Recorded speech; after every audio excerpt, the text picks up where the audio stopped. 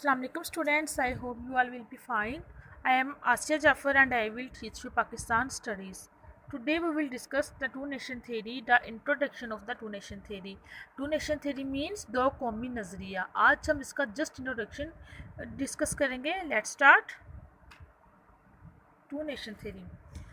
सबसे पहले देख लेते हैं कि टू नेशन थ्योरी का मतलब क्या है.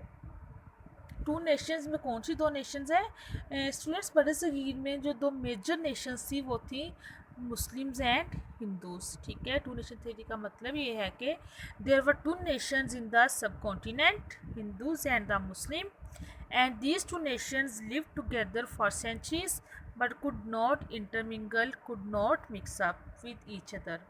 यानी कि बड़े सगीर में दो मेजर नेशंस थी, हिंदू एंड मुस्लिम.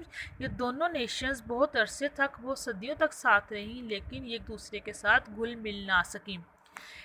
ठीक है स्टूडेंट्स, ये दोनों नेशंस जो थी वो एक दूसरे के साथ क्यों ना घुल मिल सकी, इसकी रीज़न्स क्या थी? इसके रीज़न ये थी कि इन दोनों नेशंस का कल्चर, इनका मज़हब, इनकी ट्रेडिशंस, इनका लैंग्वेजेस, इनके each and everything of these two Nations was different. इसी वजह से ये दोनों नेशंस जो थी वो आपस में घुल मिल ना सकी. इवन के हिंदुओं के प्रेशर के बावजूद भी मुसलमानों ने अपनी आइडेंटिटी को बरकरार रखा. उन्होंने हिंदुओं के किसी भी ट्रेडिशन को नहीं अपनाया. ठीक है स्टूडेंट्स, ये थी हमारी टू नेशन थ्योरी के बड़े सगीर में दो बड़ी कौमें थी, मुसलमान और हिंदू. ये दोनों कौमें सदियों तक साथ रहने के बावजूद भी घुल मिल ना सकी.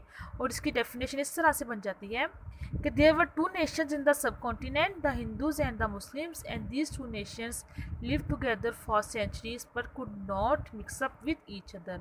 और ये इसकी डेफिनेशन आपकी बुक पे भी दी हुई है. ये थे इसका क्या मतलब है. अब देखते हैं कि टू नेशन थ्योरी की बेस क्या थी. Base of two nation theory, separate identity of the Muslims. ठीक है, टू नेशन थ्योरी का जब टू नेशन थ्योरी का मकसद ही ये था कि मुसलमानों के लिए अपनी एक सेपरेट आइडेंटिटी होना, मुसलमानों की अलग से शनाख्त होना, और मुसलमानों के को अपनी अलग से आइडेंटिटी बरकरार रखने के लिए उनके लिए अलग स्टेट का होना ज़रूरी था, इस्टेब्लिशमेंट ऑफ पाकिस्तान. ठीक है, और जब इस बात का क्लेम किया गया कि मुसलमान एक अलग कौम है, तो फिर इस क्लेम को टू नेशन थ्योरी का नाम दे दिया गया. और जब टू नेशन थ्योरी का नाम दे दिया गया, तो जब कहा गया कि मुसलमानों के लिए अपनी आइडेंटिटी को बरकरार रखना ज़रूरी है, और जब इसके लिए मुसलमानों के लिए सेपरेट स्टेट का होना ज़रूरी था. और नेक्स्ट है गोल. टू नेशन थ्योरी का गोल क्या था? To get separate state for Muslim where they can lead their lives according to Islam. कि मुसलमानों के लिए एक ऐसी स्टेट का होना जहाँ पे वो इस्लाम के अकॉर्डिंग अपनी लाइफ को स्पेंड कर सकें. ठीक है स्टूडेंट, ये थी आज का हमारा टॉपिक टू नेशन थ्योरी, इसका इंट्रोडक्शन. मैं इसकी अगेन इसको थोड़ा सा रिपीट कर देती हूँ कि बड़े सगीर में दो मेजर नेशंस थी, और मुसलमान और हिंदू, ये दोनों नेशंस इकट्ठे रहने के बावजूद भी घुल मिल ना सकी.